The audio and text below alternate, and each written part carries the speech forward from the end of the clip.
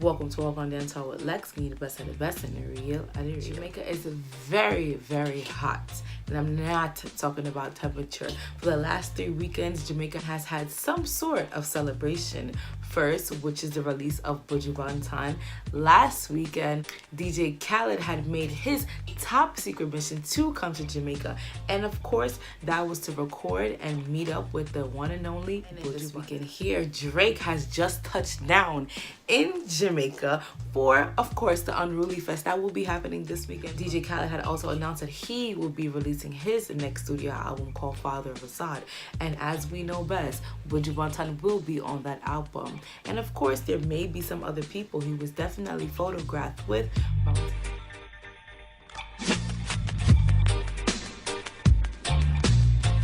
With all the excitement of each weekend coming through, it would be best to announce that Buju Banton will be performing March 16 at the National Stadium in Kingston, Jamaica, which will mark his first concert of Long Walk to Freedom tour. Many wondered, when can we get the tickets? And in the comments of Destiny Media's page, it stated this: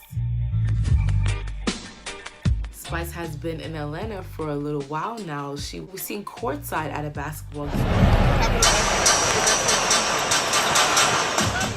While it has been rumored that Spice may be returning to Love and Hip Hop, she did not deny or confirm these, but according to these last couple outings, she may just be in the next season of Love and Hip Hop. The Jamrock Cruise of 2018 was clearly a success because they are now sold out for next year. Now let me remind you, Jamrock Cruise is in December.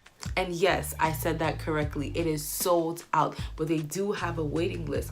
But please, Jamrock Cruise, just add a little space for Gwaan Dancehall. Thanks in advance. I would love to be there. That's it for Gwaan Dancehall. Tune in next week for more dancehall entertainment.